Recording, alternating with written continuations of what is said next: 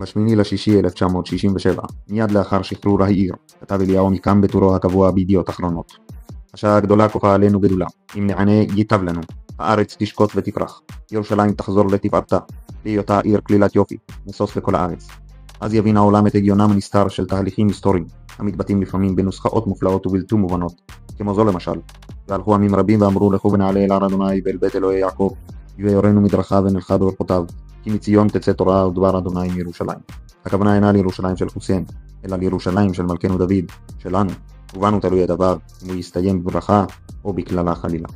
כי אם ירח לבבנו מפני שומרי חורבנה של ירושלים, נבגוד בירושלים והיא תישאר כבולה בידי שומרי החורבן, מקום גבורה ולא מקור חיים, ואנחנו נשלם את מחיר החורבן כפי ששילמנו מאז חורבנה, ושוב נהיה יהודי חסות, שוב ישפך דם יהודי, ושוב נגיש תלונות למושבי ליצים, ומקץ שנים אחדות, שוב נאלץ לקום ולהקיז מדמנו עם דמו של האויב.